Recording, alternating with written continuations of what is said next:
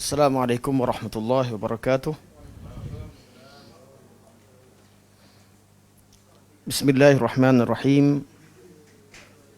Alhamdulillahi rabbil alamin.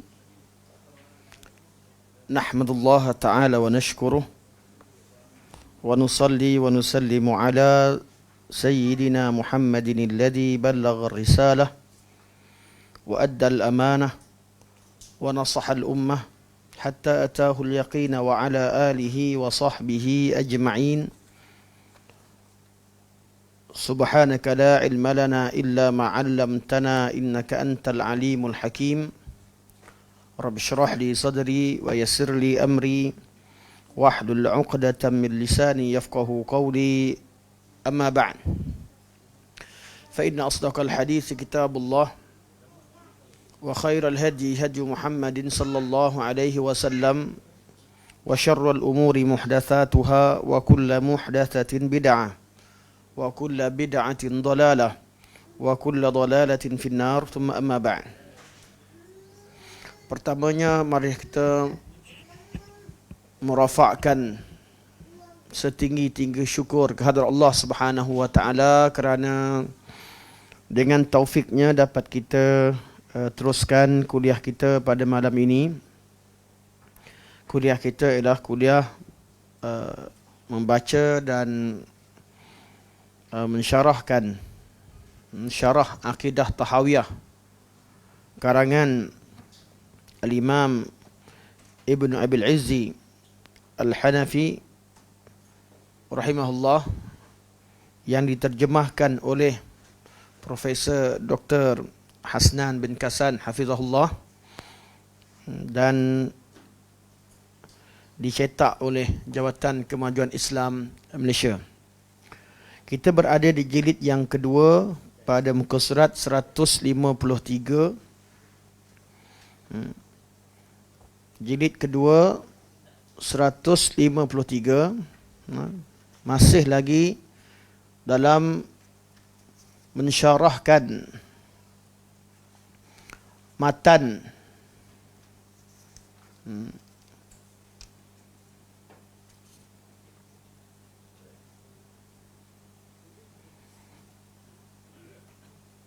wal mu'minuna kulluhum awliya'ur rahman. Matan yang kita syarahkan, wal mu'minuna kulluhum awliya'ur rahman. Dan orang-orang beriman mereka semuanya adalah wali-wali Allah, iaitu dengan kadarnya. Seseorang itu menjadi waliullah dengan kadar keimanan yang ada padanya. Okey, hari ini kita masuk pada topik, subtopik daripada tajuk waliullah. Dan insya-Allah tajuk ni kalau dah habis je, kita dah habis tajuk ni, saya akan buat satu perbincangan yang menyeluruh berkaitan dengan bab wali. Ni tak ada kat buku, tapi kita akan buat wali, perbandingan antara fahaman Ahlussunnah wal Jamaah dengan wali yang difahami dalam golongan ahli sufi dan sebagainya. Itu di hujung kelas lepas kita dah baca semua tajuk ini, supaya nanti bab perbincangan tu kita lebih mudah lah kita nak faham, kerana kita dah membaca perbincangan yang telah disebutkan dalam kitab ini, di kitab Syarah Akidah Tahawiyah. Di hujungnya di sini Syekh tidak membawakan qaul sufiyah, kebanyakannya Syekh rad kepada qaul golongan murji'ah, kaum Mu'tazilah, Khawarij yang awal. Namun kalau kita lihat kepada keperluan kita memahami bab ini pada zaman sekarang dan ketika sekarang, adalah kita berdepan dengan golongan sufiah yang melampau yang memahami makna wali dengan kefahaman yang menyeleweng. Sebab tu nanti selepas kita habis tajuk ni, kita akan ulas semula sebagai kelas khas untuk kesimpulan dan mensyarahkan tajuk wali yang perlu difahami oleh umat Islam dalam situasi semasa. Kerana dalam kitab satu, asas taksis ilmi atau taksil ilmi, kemudian bila berlakunya isu-isu ataupun berlakunya keperluan semasa ketika adanya salah faham dalam bab ini, maka kita perlu buat sedikit penerangan. Tapi saya memilih untuk habis dulu. Kita baca habis dulu apa yang disebutkan oleh Al-Imam rahimahullah. Okey, subtopik kita ialah bab berkaitan dengan bergabungnya atau terkumpulnya antara wilayah dan adawah. Ijtima'ul wilayah wal adawah. Iaitu pada diri seseorang boleh bergabungnya al-wilayah dan al-adawah. Wali al-wilayah kita dah katakan adalah iman. Kita setia dan bantu sahabat atau saudara se-Islam kita kerana dasar iman. Kita juga memusuhi kufar kerana kekufuran mereka. Namun seperti mana yang kita tahu, syaitan dan nafsu itu bukan sahaja di perjuangan melawan nafsu dan syaitan, bukan sahaja berlaku terhadap orang kafir, ia juga berlaku dalam kehidupan orang yang beriman. Bukan orang kafir sahaja yang lawan hawa nafsunya, bukan orang kafir sahaja yang lawan syaitan, malah orang Islam juga berdepan dengan masalah yang sama. Kerana Allah menciptakan manusia ini, Allah kata huwallazi khalaqal mauta wal hayata liyabluwakum. Allah ciptakan kita hidup dan maut dan hidup ni, mana kita hidup kat dunia ni, sepanjang masa Allah akan uji kita. Liyabluwakum ayyukum ahsanu amala. Siapakah dari kalangan kalian yang paling sempurna amalnya, yang paling elok amalannya. Jadi sampai bila-bila kita akan diuji. Syaitan diuji, orang kafir diuji dengan syaitan yang selayak bagi mereka. Orang Islam diuji dengan syaitan selayak bagi mereka. Orang awam diuji dengan syaitan yang selayak bagi mereka. Orang alim diuji dengan syaitan yang selayak dengan mereka. Sampai ke akhir hayat. Sampai walaupun kita mencapai tahap iman macam mana sekalipun, tidak terlepas daripada ujian. Malah seperti yang kita tahu riwayat, kebanyakan kisah ketika kewafatan Imam Ahmad rahimahullah, beliau masih diuji. Itu yang beliau sempat ceritakan ketika anaknya mengajarkan kalimah la ilaha illallah, beliau kata tidak, belum lagi. Anak terkejut, kenapa ayah kata bukan, belum lagi. Ketika waktu sakit begitu, selepas itu baru ayahnya beritahu bahawa syaitan kata kau dah lulus dah. Kau yang perjuangkan sunnah, kamu yang begini perjuangan kamu di hujung, kamu sekarang dah lulus dah. Kamu tak diuji, tak apa, kamu dah jadi waliullah, kamu dah begini. Abang kata tidak lagi, belum lagi. Dan syaitan mengganggu.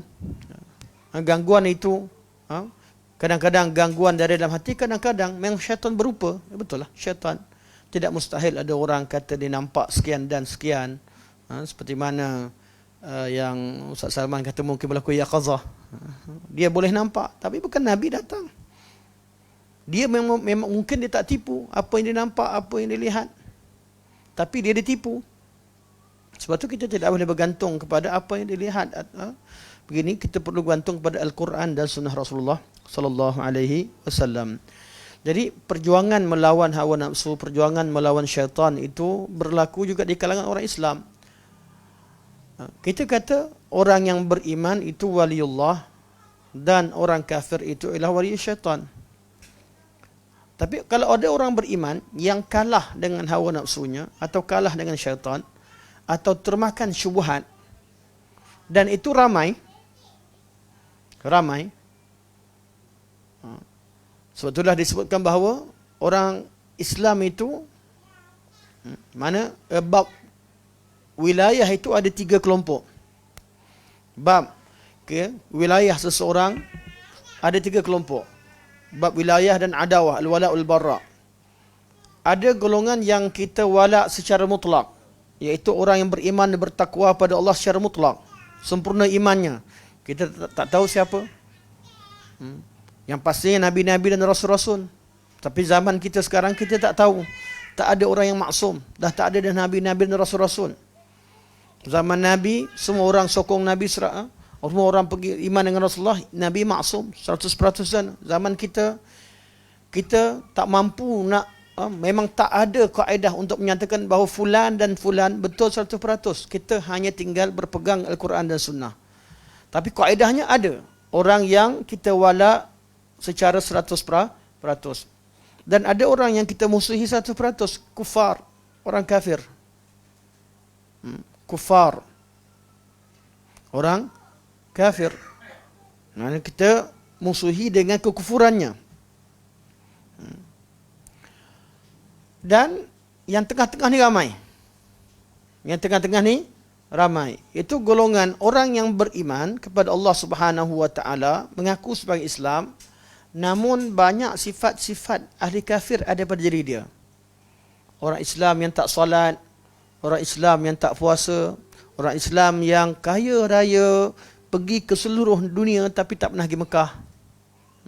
Kalau cerita tentang pelancongan, Masya Allah, 30 negara, 40 negara, round dunia, tapi Mekah tak pernah jejak. Orang begini wujud. Orang begini wujud. Orang yang tak pernah sedekah langsung, wujud. Kebakhilannya sampai ke tahap menafikan, malah rasa macam tak wajib pun dia untuk zakat. Hutang zakat bertahun-tahun. Tiap tahun tak keluarkan zakat. Nisab zakatnya cukup sejak daripada zaman mudanya sampai ketua tak keluarkan zakat. Ada orang begini. Kedudukan mereka ni bagaimana? Orang-orang yang ada asal iman dan dia orang beriman namun melakukan perbuatan-perbuatan yang tidak sepatutnya dilakukan oleh orang beriman. Itu bab meninggalkan. Bab melakukan, ada yang pergi minta dengan kuburan, ada yang pakai tangkal, ada yang membunuh Muslim yang lain atau mengarahkan pembunuhan.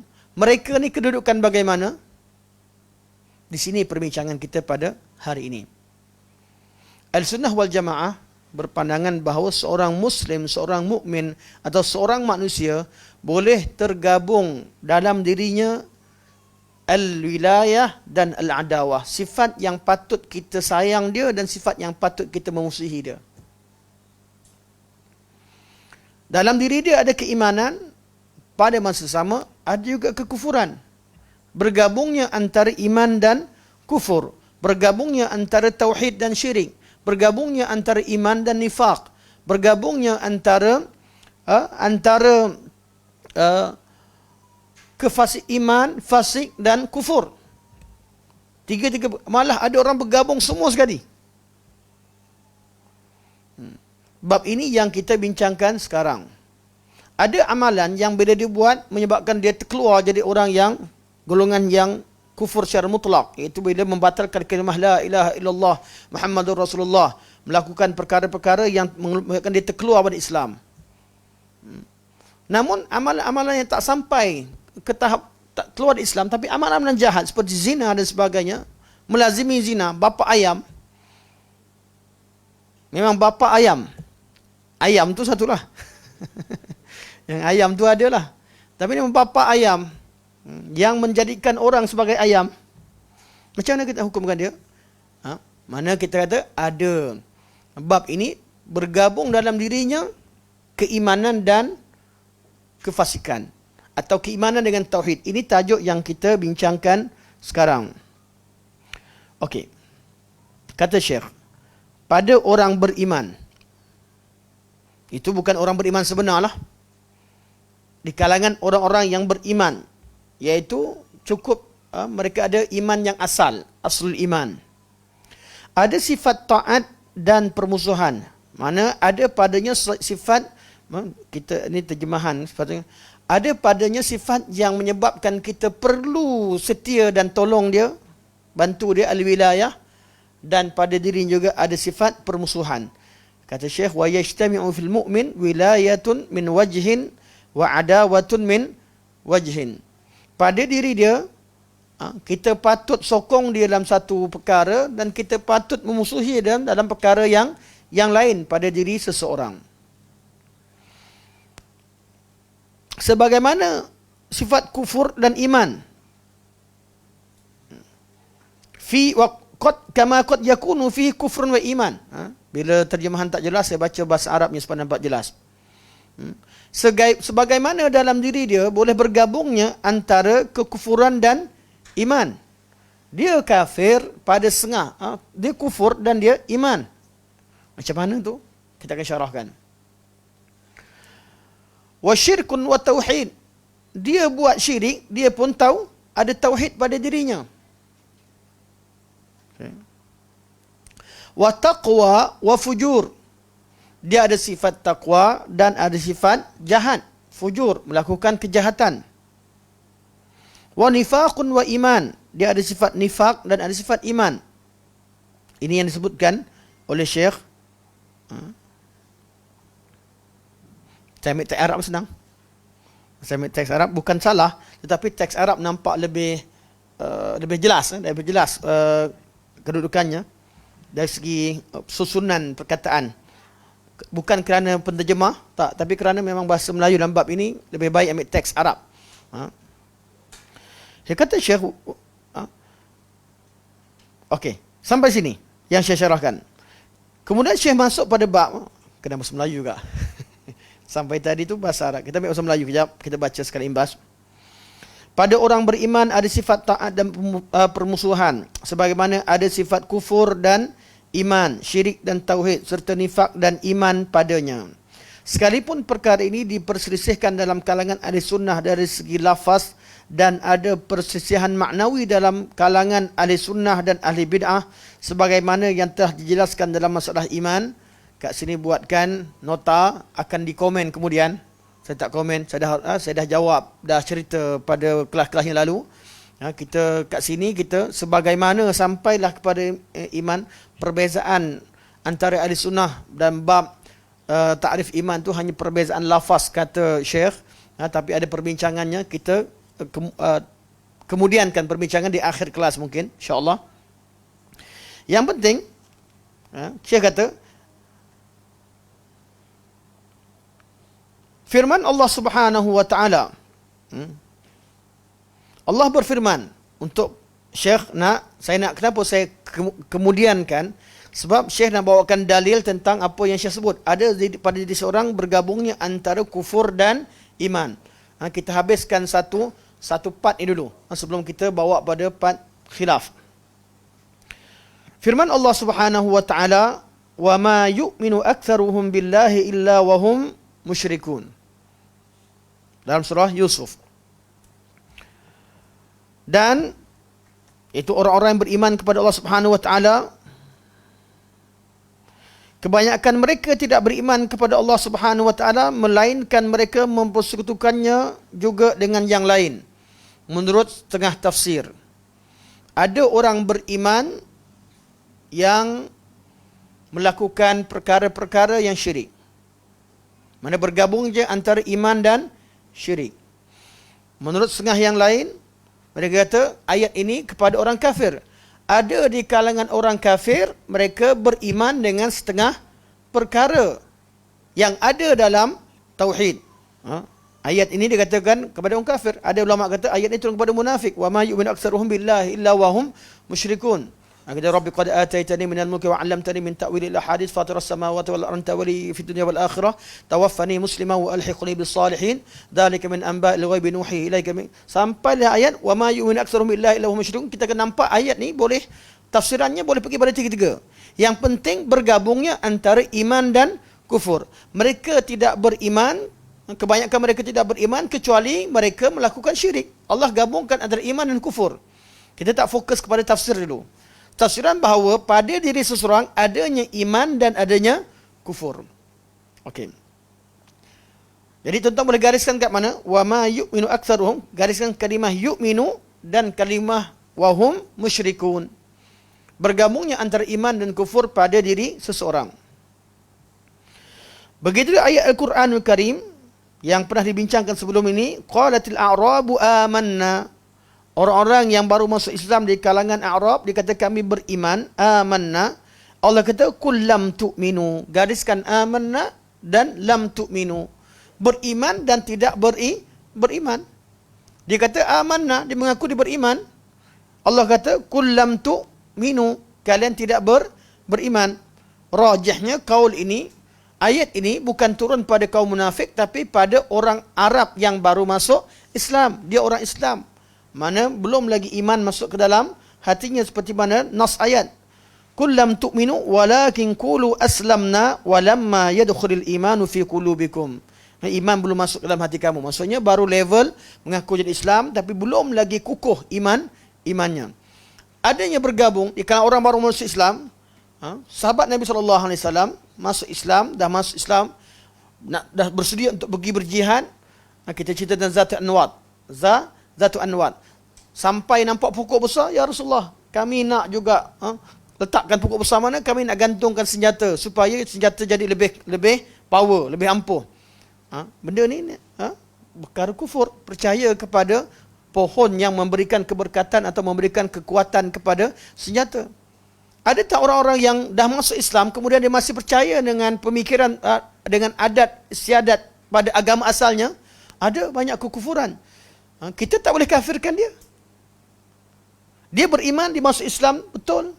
Tapi masih ada etikot jahiliah pada dirinya. Bergabung pada dirinya sifat jahiliah. Okay, jadi ayat sini, kita faham ayat secara umum. Kemudian saya akan syarahkan balik tiap-tiap patah perkataan ke belakang nanti insyaAllah.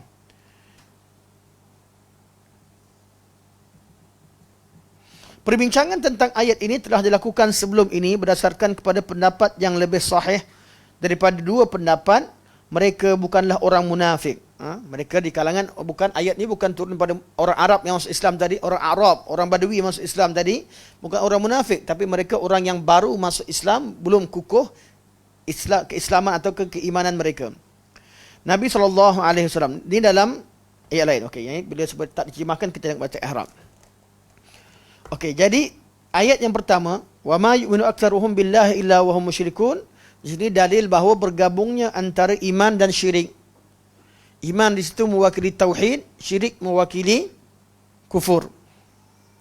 Di situ kita ambil balik yang pertama, bergabung iman dengan kufur, bergabung syirik dengan tauhid. Ada dalilnya. Ayat yang seterusnya, ayat kullam tu'minu walakin qulu aslamna. Wa qalatil a'rabu amanna. Al-Arab dia kata kami masuk, kami dah beriman. Qalatil a'rabu amanna. Kullam tu'minu, bergabungnya antara iman dan tidak iman. Atau bergabungnya antara, orang kata Allah nafikan iman pada dia, tak apalah, kita bergabungnya antara Islam dan tidak iman, sama juga. Bergabungnya antara Islam, Allah kata walakin qulu aslamna, dia jadi orang Islam tapi Allah kata tak beriman. Tak beriman artinya kalau tengok faham, masih ada lagi cabang-cabang kekufuran yang masih ada pada diri mereka. Kemudian ayat seterusnya, hadis, arba'un man kunna fihi kana munafiqan khalisa. Ada 4 perkara. Siapa yang memiliki ada sifat tersebut pada dirinya, dia jadi munafik yang sempurna kemunafikannya. 4 sifat ni dia ada, tidak ada kurang. Memang sempurna sifat ni ada pada dia. Wa man kanat fihi khullatun minhun kanat fihi ni khullah. Wa man kanat fihi khallatun minhunna kanat fihi khallatun minan nifaq hatta yada'aha. Setengah lafaz sebut khaslatun. Barang siapa yang ada satu sifat daripada sifat-sifat ini, maka dia ada satu sifat munafik pada dirinya, sehinggalah dia meninggalkannya. Nampak? Sehingga dia meninggalkannya. Artinya dia kafir tak kafir? Munafik tak munafik? Tak. Masih lagi dia bukan munafik. Dia ada sifat munafik. Jadi ada 4 benda. Kalau semua sekali dibuat dan tak ada kurang sikit pun, penuh kekufuran, kemunafikannya penuh. Tapi ada orang yang ada satu sifat. Bila ada satu sifat, dia ada satu sifat munafik. Artinya bergabung antara nifak dan iman. Bergabung antara nifak dan iman. Apa dia? Iza haddatha kadzaba. Bila dia bercakap, dia dusta. Ni bohong dengan apa? Bohong dengan lidah, dengan lisan. Cakap dia bohong. Wa iza ahada ghadara. Dan bila buat perjanjian dia langgar. Ini penipuan dalam bentuk perbuatan. Wa iza wa'ada akhlafa. Dan bila dia berjanji dia mungkiri janji. Di sini penipuan dengan hati. Masuk masa berjanji dia kata, kalau awak datang, saya bagi 3,000. Kalau awak datang malam ni, saya bagi hadiah 3,000. Orang datang. Masa dia cakap tu memang dia tak nak bagi. Maksudnya dia akhlaf, artinya dia mungkiri janji, artinya dia memang tipu dengan hati dia. Dia bercakap, dia bagi janji palsu. Bahasa mudahnya. Bukan orang yang kata, nanti anak nak dapat 10A dalam SPM, 9 SPM, ayah belikan motor. Anak pun dapat 10A. Tiba-tiba duit ayah tak cukup, masuk hospital, sakit, duit tak cukup. Jadi adakah ayah dia ni masuk sifat munafik? Tidak. Dia dimasukkan sifat munafik, dia memang bagi janji yang palsu. Lepas tu bila Nabi kata wa idza wa'ada, ketika dia bagi janji itu akhlafa. Dan sifat keempat, wa idza khasama fajara. Bila dia bergaduh, ada peluangnya gaduh, fajara. Dia memang nak nyalakan api. Orang kalau silap sikit, settlekan. Kita hidup ni mesti ada clash dengan orang yang hidup dengan kita. Tak payah jauh, suami isteri pun bergaduh. Kadang-kadang anak dengan mak bergaduh. Anak sangat sayang dan hormatkan mak dia. Mak sangat sayang dan rahmat dan cinta pada anaknya, tapi bergaduh mak dengan anak. Dua-dua sayang, cinta, tapi ada pergaduhan. Tapi munafik, ada je orang bergaduh, sikit je ada ayat yang boleh salah faham, dia akan nyalakan. Kerana dia berada di kalangan orang beriman untuk memecah belahkan orang Islam. Ini sifat munafik. Yang sini penipuan dalam masyarakat, dalam hubungan. Munafik ni penipu, bahasa mudahnya. Semua ni adalah penipuan. Dalam riwayat lain sebut wa idza tumina khana. Bila dia bagi amanah, dia khianat. Ini juga menipu dalam perbuatan. Menipu dalam perbuatan. Okey. Ini sebut wa fi riwayatin wa idza tumina khana. Setengah riwayat sebut wa idza tumina khana. Bila diberikan amanah, dia khianat. Okey.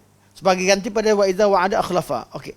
Hadis ini diriwayatkan hadis dalam Sahihain, Sahih Bukhari dan Muslim. Hadis ini dalil bahawa bergabungnya nifak dan iman dalam diri seseorang.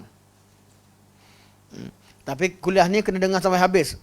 Jangan, dia tak boleh stop tengah jalan. Kita baru baca, ulasan belum lagi. Takut kata, orang kafir pun beriman, orang iman pun kafir habis. Jangan pergi dulu, jangan balik rumah dulu. Kalau balik rumah terpaksa, tengok balik. Tengok sambungan, tengok balik penerangan secara penuh. Cuma kita baca, habiskan dulu. Sekali imbas. Kerana ulasannya sama, semua hadis. Begitu juga dengan hadis syu'abul iman. Al-iman bid'un wa sittuna syu'bah. Dan setengah riwayat sebut al-iman bid'un wa sab'una syu'bah. Iman itu ada lebih 60 cabang. Iman itu ada lebih 70 cabang. Dua-dua riwayat ada. Jadi iman tu ada cabang-cabangnya. Ada orang yang bersifat dengan sebahagian, kalau bersifat dengan kesemuanya, iman sempurna lah. Ada orang dia bersifat, dia ucap kalimah a'laha la ilaha illallah, paling tinggi adalah la ilaha illallah, wa adnaha imatatil adha 'anit tariq, yang paling rendah sekali buang duri. Paling tinggi kalimah la ilaha illallah, Dan Nabi kata wal haya'u syu'batun minal iman. Dan malu itu sebagaimana iman. Ada orang ucap la ilaha illallah tapi tak malu. Betul tak? Ada orang ucap la ilaha illallah tapi tak suka tolong orang, suka kacau orang. Orang ni sampai duri tepi jalan pun dia angkat. Ada orang yang memang letak duri di tepi jalan. Buka kedai tayar, tengok tak ada siapa masuk, apa lagi jalan sepanjang tu. Buka kedai tayar depan sikit. 1 km, setengah km sebelum tu, tak paku. Ada tak orang buat? Ada. Saya pernah pancit tayar motor. Pancit polis kata, polis berhenti. Kedai depan tu dia letak. Polis yang cakap. Dia kata, ini dia punya paku dia. Dia bawa. Tak tahulah polis cakap betul tak betul. Polis pun dia kata, dia ni buat hal. Saya pernah pergi ceramah subuh. Bukan di KL lah. Masa tu di Segaman. Ada polis kata, buat hal lagi dia ni. Dia kenal paku tu dia. Dia kenal melalui paku. Memang betul-betul polis lah. Dia tengok, memang buat hal lagi kedai ni dia. Kalau betul riwayat polis ni, kalau betul lah, nak kata salah. Kalau sahih, kalau polis ni siqah, dipercayai, maksudnya ada orang yang bersifat begitu. Ada orang bersifat begitu. Yang paling cantik, tempat bocor tu depan sikit, tolak motor 100 meter, ada, tak ada kedai, dia ada motor telefon. Ada kat tepi. Itu macam perancangan betul. Okay. Mana ada orang yang ucap kalimah la ilaha illallah, ada syu'bah daripada iman, ada asas iman, tapi dia tidak bersifat dengan sebahagian daripada cabang iman. Juga hadis Nabi SAW, yakhruju minan nari man kana fi qalbihi mithqalu dzarratin min iman. Akan keluar daripada api neraka barang siapa yang dalam hatinya ada sebesar zarah imannya. Sikit ada je iman, dia akan keluar dari api neraka. Di sini menunjukkan bahawa dia masuk neraka sebab dia buat benda kufur atau cabang-cabang kekufuran atau melakukan perkara-perkara maksiat. Okey. Fa'ulima. Saya baca teks Arabnya tak apa ya. Fa'ulima, maka diketahui anna man kana ma'ahu minal iman, barang siapa yang memiliki iman, aqallul qalil, walaupun sedikit, lam yakhlut finnar, dia takkan kekal dalam api neraka. Wa in kana ma'ahu katsirun minan nifaq, walaupun dia ada banyak sifat kemunafikan, tapi dia ada iman, masih ada iman.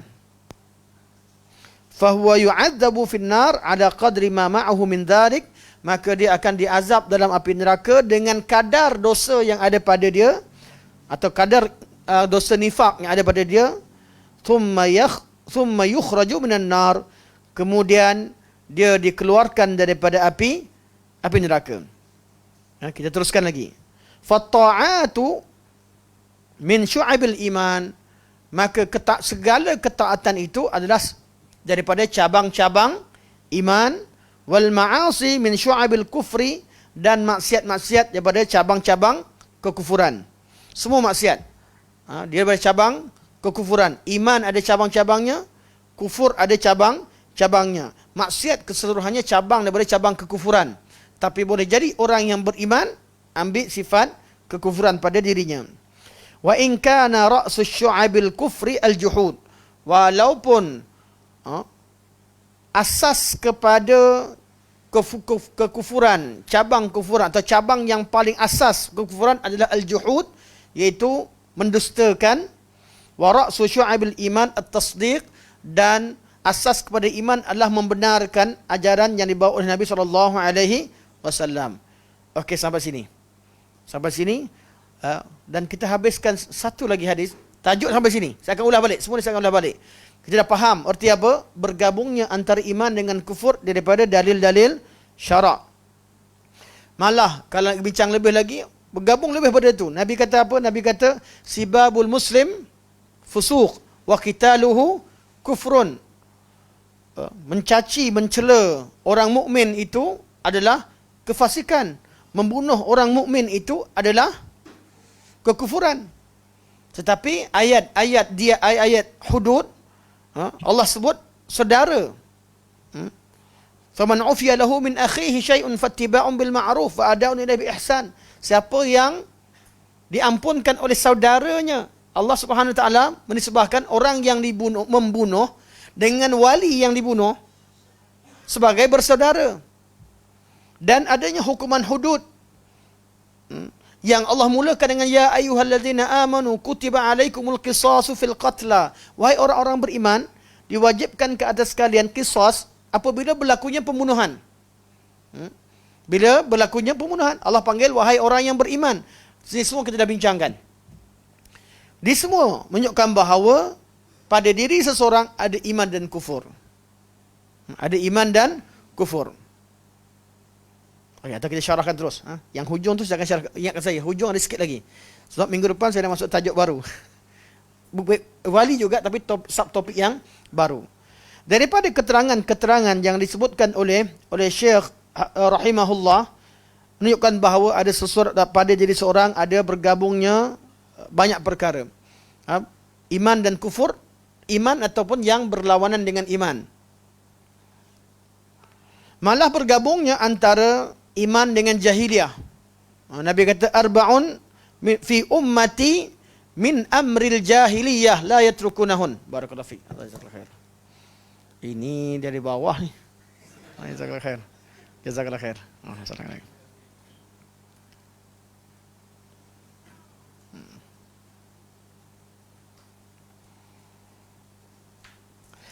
Arba'un fi ummati min amril jahiliyah la yatrukunahun.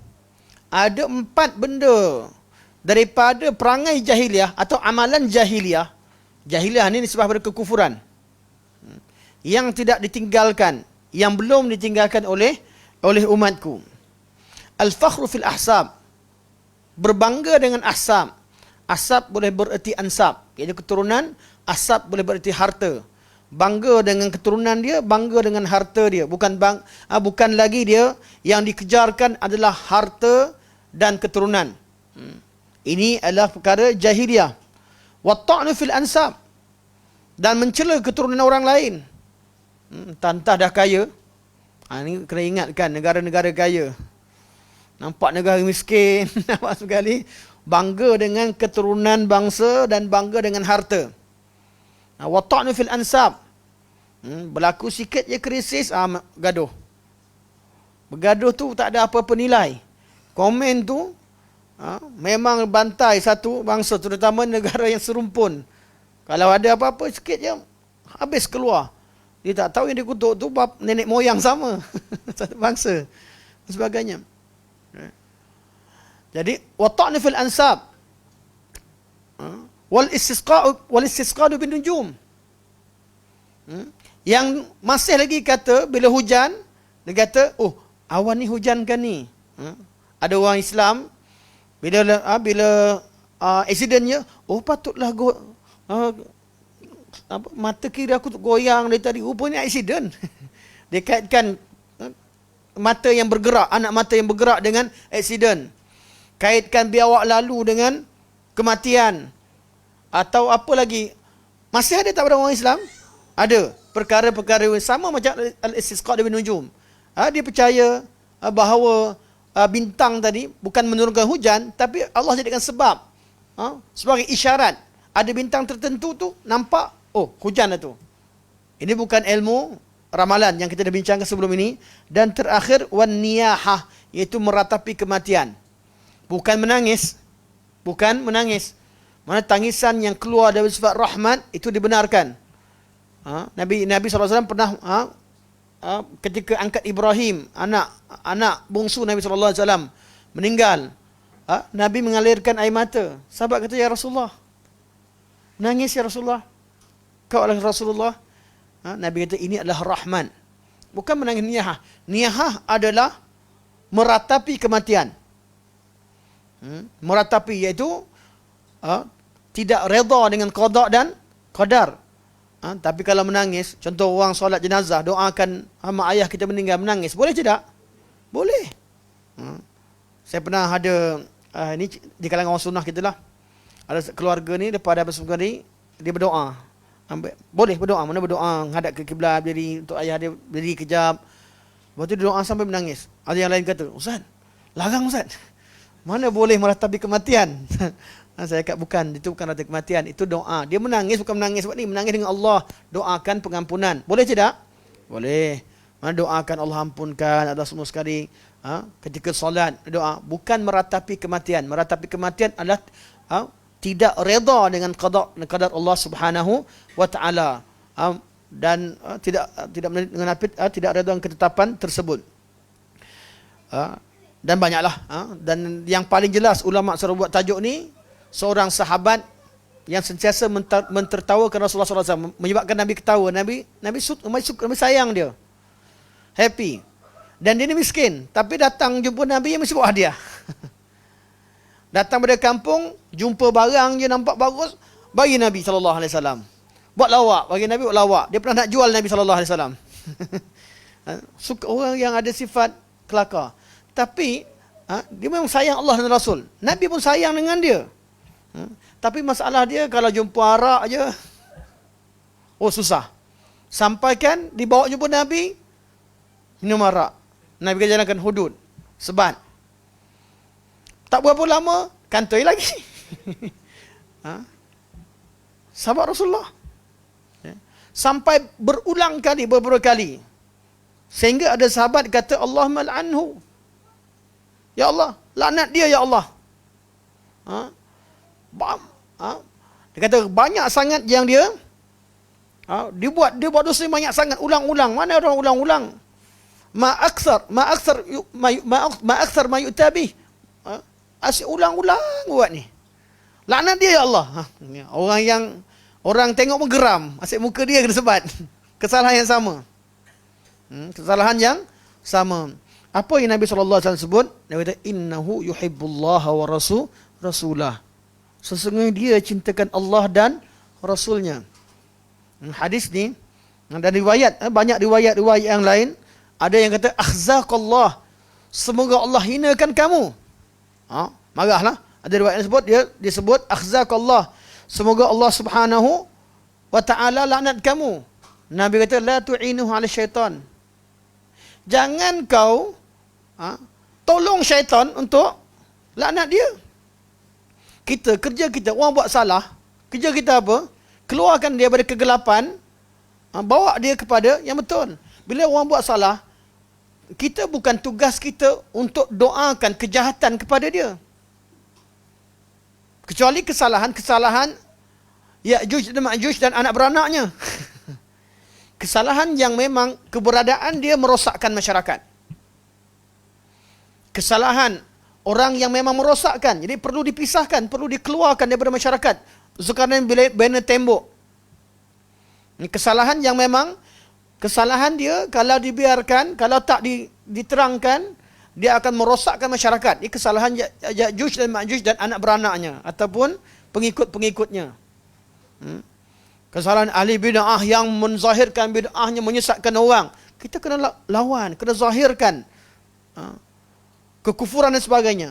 Tapi kesalahan-kesalahan orang-orang yang terpengaruh, pakcik-pakcik yang pergi buat bid'ah, nak beramal ibadah, berdoa pada Allah, pergi majlis tahlil, janganlah pergi. Pakcik, ahli bid'ah pakcik. Tak ada apa pakcik-pakcik tu. Terangkan saja. Kita jangan tolong syaitan untuk keluarkan dia daripada iman. Kita perlu panggil dia. Tidak semua kesalahan yang dilakukan orang beriman yang perlu kita kata hajar dan buang dia, tidak.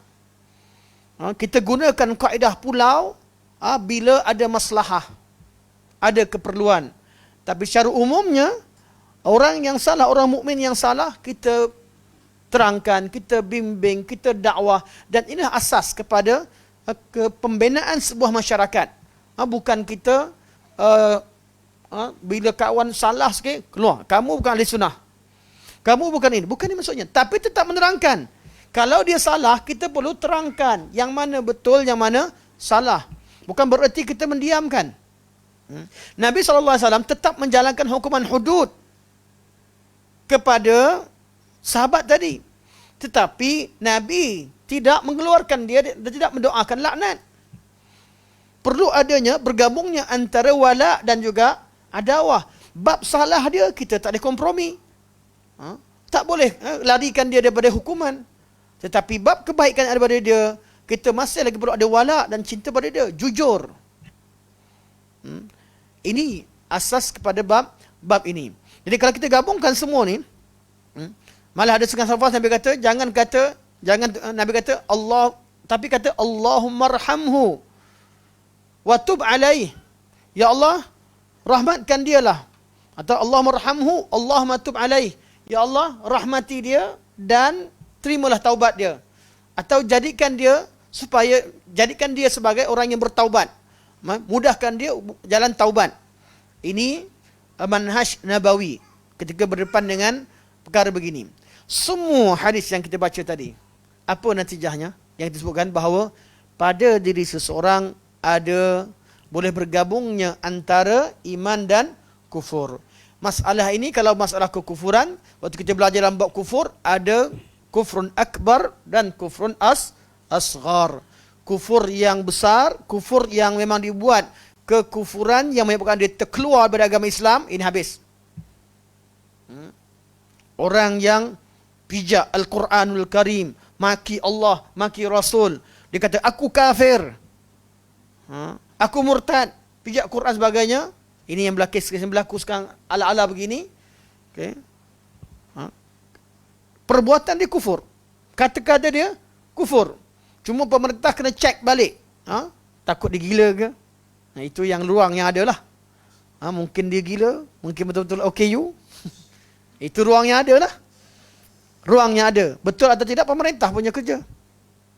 Sama dia betul-betul gila, kena gangguan, atau dia sakit, atau dia isim. Itu kerja pemerintah untuk cek. Tapi perbuatan dia kufur tidak? Kufur. Kalau tidak ada mawani', perbuatan dia memang perbuatan kufur. Tidak ada sebab untuk menghalang. Tapi dia perbuatan dia ada perbuatan kufur. Tidak syak lagi. Kita tak boleh kata dia bukan kufur. Perbuatan-perbuatan begini yang dibuat oleh seorang mukallaf yang mana tidak ada halangan-halangan, dia adalah kafir. Kufur boleh jadi dengan i'tiqad, meyakini selain Allah menciptakan, memberi rahmat dan sebagainya. Kufur boleh, kufur akbar. Boleh jadi dengan perkataan lisan, maki Allah, maki Rasul, dan dia kata aku keluar dari agama Islam dan sebagainya.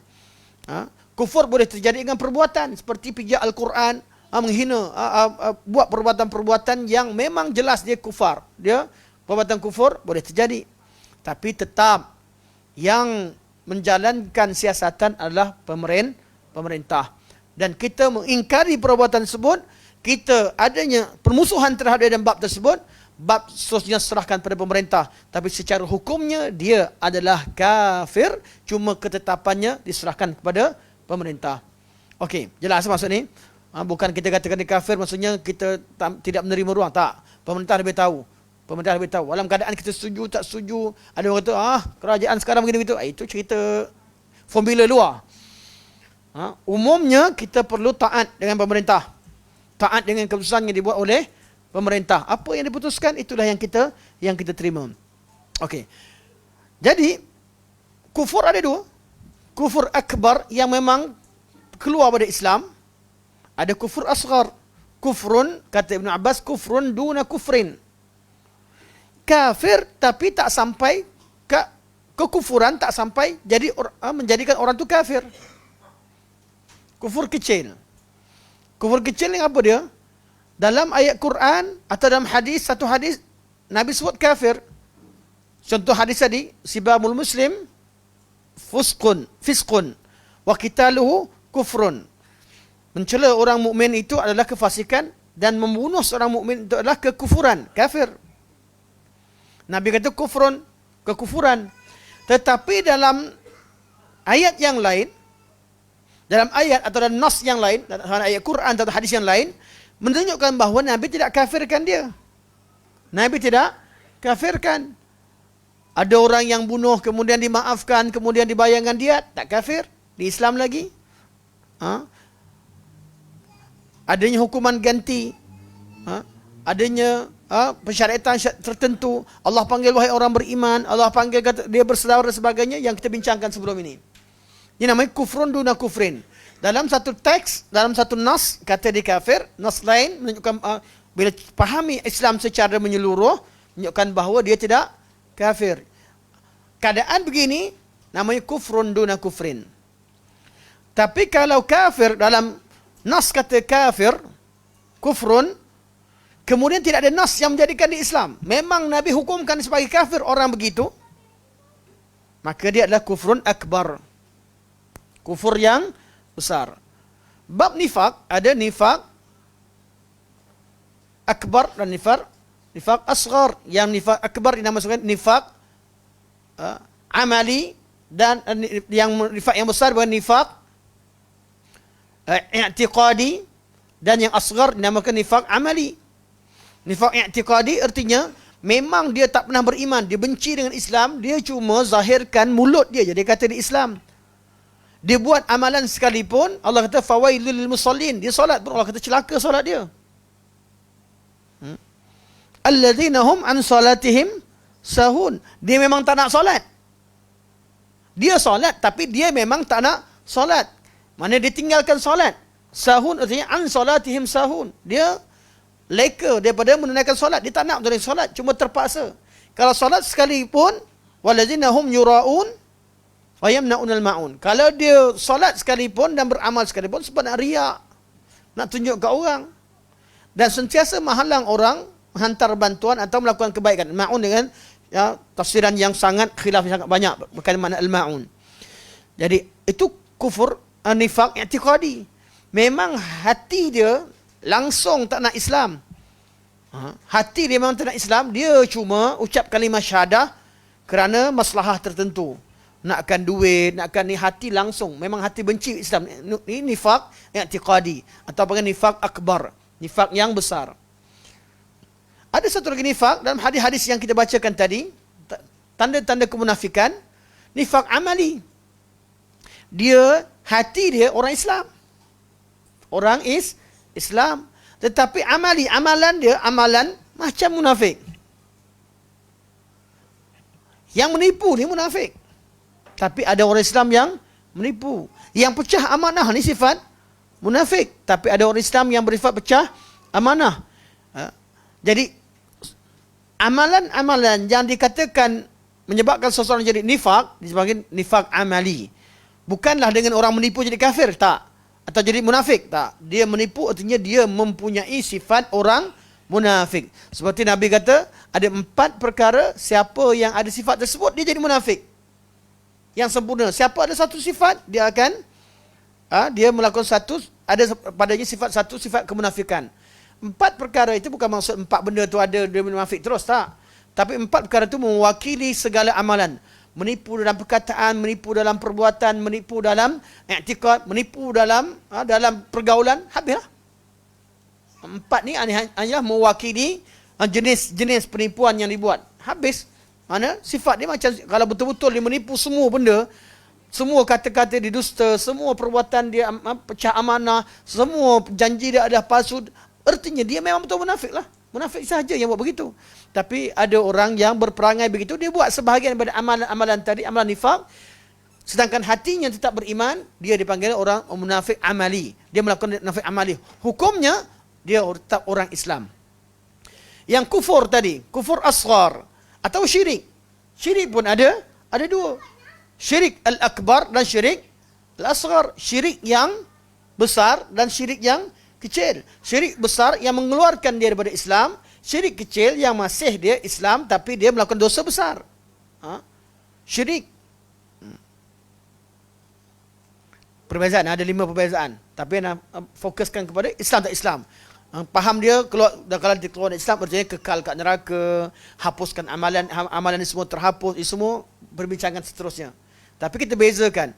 Jadi pada diri orang yang beriman, kemudian dia melakukan cabang-cabang kekufuran, dia melakukan cabang-cabang kemunafikan, dia melakukan cabang-cabang kefasikan, dia tetap kekal Islamnya selagi tidak batang Islam, namun pada dirinya tergabung pada dirinya iman dan kemunafikan, iman dan kekufuran. Tapi kufur yang dimasukkan itu bukan kufur yang akbar, bukan syirik yang akbar, bukan nifaq i'tiqadi atau nifaq akbar. Semua itu adalah kufur yang kufur asghar, nifaq amali atau nifaq asghar ataupun syirik asghar. Syirik asghar dan akbar ada. Yang jali dan khafi itu, akbar dan asghar ada yang jali, ada yang khafi. Ada yang zahir, ada yang tersembunyi. Ini semua perbincangan bab ini kita tunjukkan bahawa akidah Ahlussunnah wal Jamaah tidak mengkafirkan seseorang hanya dengan perbuatan sahaja, dengan hanya buat dosa besar, tetapi ada syarat-syarat yang sangat ketat. Okey, masalah ni siapa yang berbeza dengan Ahlussunnah wal Jamaah? 3 kelompok. Betul? Siapa satu? Khawarij yang mengkafirkan. Dia kata mana boleh bergabung Islam kafir? Orang Islam bunuh orang kafir, kafirlah. Tak ada lain kecuali bunuh. Buat dosa besar. Dia kata kat dunia ni ada dua je, Islam atau kafir. Mana ada Islam sikit, kafir sikit. Itu kata dia lah. Mana Islam yang fasik, tak ada Islam fasik sebagainya. Islam atau kafir. Dosa kecil je orang Islam boleh buat. Dia kata orang tak terlepas melakukan kesilapan. Tapi sampai buat dosa besar, kafir. Kafir. Sebab tu antara hujah ulama terhadap golongan Khawarij, kalau macam tu, apa guna hukum hudud? Baik bunuh semua.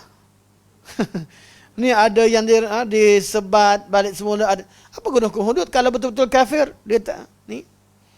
Jadi bagi mereka, siapa buat salah, kafir. Di hari akhirat, kekal selama-lamanya dalam api neraka. Jadi bila dia kata, manusia ni hanya ada kafir dan Islam, dua saja, maka dia kat syurga dia kata, sama ada orang yang kekal selama-lamanya dalam syurga, atau kekal selama-lamanya dalam neraka. Tak ada masuk neraka keluar balik. Tak ada. Bagi munafik tidak ada bagi mereka orang masuk neraka kemudian keluar balik. Tak ada. Masuk neraka selama-lamanya. Maksud sampai masuk neraka artinya dia buat dosa besar tu. Dia akan kekal selama-lamanya dalam neraka. Ini yang disebutkan oleh kaum munafik. Apa beza dengan kaum Mu'tazilah?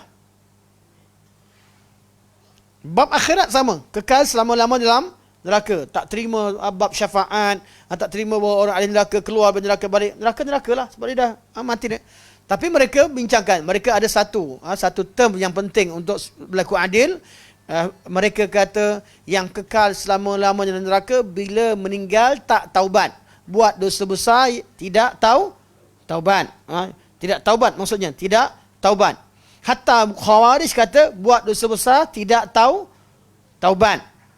Artinya dia kafir. Ahlussunnah kata walaupun tak taubat tapi masih lagi ada dalam masyiatillah, berada kehendak Allah. Allah boleh ampun tak orang belum taubat?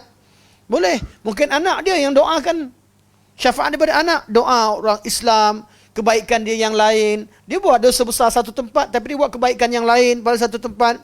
Khawarij tak ada. Sebab tu dia boleh bunuh Sayyidina Uthman, bunuh khalifah-khalifah yang hebat, yang mulia, kerana mereka adalah Khawarij.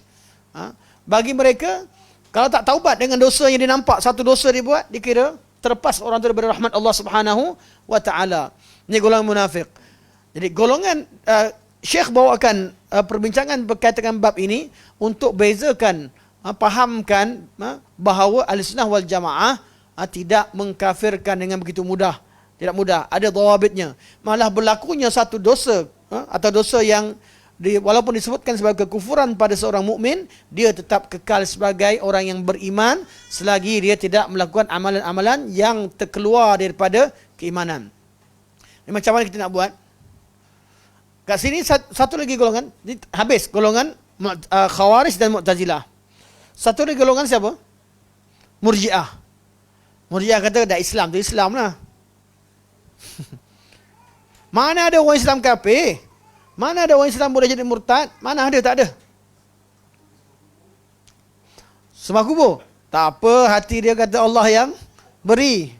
Minta dengan siapa pun boleh, pakai tangkap pun boleh, cerita apa boleh, asalkan hati dia yakin Allah. Kerana iman pada mereka hanya pada tasdik. Sama ada Murji'ah dengan kumpulan mereka lah. Ada kata cukup dia kenal Allah, ma'rifah. Cukup kenal Allah, dah lah. Tahu siapa dia, yang penting dia tahu siapa Tuhan dia. Buat apa buatlah, tapi dia tahu siapa Tuhan dia. Ada yang kata tak, bukan sangat tahu, tapi dia percaya dengan ajaran yang dibawa oleh Nabi sallallahu alaihi wasallam atau nabinya. Asalkan dia iman, dia percaya, dah settle. Ada yang kata asalkan dia kenal. Yang satu dia kata asalkan dia percaya. Ni golongan Murji'ah. Jadi bagi mereka amalan tak ada nilainya. Ada nilai untuk dia kata untuk dapat untuk dapat syurga lebih tinggi. Okeylah, Nabi orang Islam semua kat syurga. Cuma bezanya Nabi kat syurga tinggi, yang lain syurga bawah. Mana ada orang Islam masuk neraka? Nampak? Mana yang sebagaimana orang kafir, apa logik dia buat? Sebagaimana orang kafir tidak jadi Islam dengan kebaikannya. Tahu tak? Orang kafir dia buat kebaikan, dia buat buka charity sana sini, bantu orang sana sini. Jadi tak Islam dia. Tak jadi. Dia kata macam itulah logik dia pakai. Macam itulah orang Islam buat jahat macam sekalipun takkan kafir, takkan memudarat. Sebagaimana segala kebaikan orang kafir tidak memanfaatkan, tidak menjadikan dia sebagai seorang yang Islam, begitu juga kejahatan orang yang beriman buat apa pun sekalipun takkan menjadikan dia kafir. Golongan ini golongan Murji'ah. Pada mereka tidak ada satu amalan pun yang boleh jadi kafir. Tapi yang peliknya golongan Murji'ah ni pun bermazhab. Dia buka kitab fiqh, semua kitab fiqh ada kitabur riddah. Tapi dia cerita ni yang peliknya golongan. Tuan-tuan tengok, antara cara kita nak tengok kepincangan dalam bab akidah ni, bila kita talikan dengan bab fiqh. Bab akidah kita amalan tak masuk, tak ada jadi kafir. Tapi mazhab apa cik? Mazhab apa ustaz? Mazhab Syafi'i. Bukalah fiqh Syafi'i. Buka fiqh Syafi'i, ada kitabur riddah. Bab membincangkan tentang riddah. Contoh-contoh dibagi semua amalan. Sebab tu mereka kata, fiqh lain, akidah lain. Bila buat amalan, cerita berkaitan dengan mereka kata, dalam akidah dia belajar, dia kata semua amalan furu'. Akidah hanya berkaitan dengan hati. Sama juga tajuk iman juga, berkaitan hati. Jadi, istighatsah dengan kubur, ni buat fiqh. Ini khilaf fiqh ni. Kita tanya, mazhab apa? Katalah mazhab, mana-mana mazhab 4 lah, atau mazhab sekalipun. Cuba buka kitab fiqh. Kat mana Nabi ajar cara istighatsah dengan ahli kubur? Ada bincang buat istighatsah kat dalam kitab fiqh? Ada dalam kitab fiqh ajarkan cara buat tangkal. Bincang buat tangkal, bab sihir, ada. Sebab tu takrifan golongan ahlul kalam dalam bab ini memang bertentangan dengan mazhab fiqh yang ada pada ulama mazhab. Kerana mereka pada asalnya bukan ahli sunnah wal jamaah. Yang berlaku sekarang, ahli sunnah wal jamaah yang ikut imam 4 tapi terpengaruh dengan kaedah yang dibawa oleh ahlul kalam ataupun ahli falsafah yang pada asalnya memang memusuhi ulama-ulama hadis. Sebab usul bertentangan. Dalam ilmu kalam kita belajar, mereka belajar, bukan kita lah, mereka belajar. Perbuatan Allah, af'alullah ghairu mu'allalah.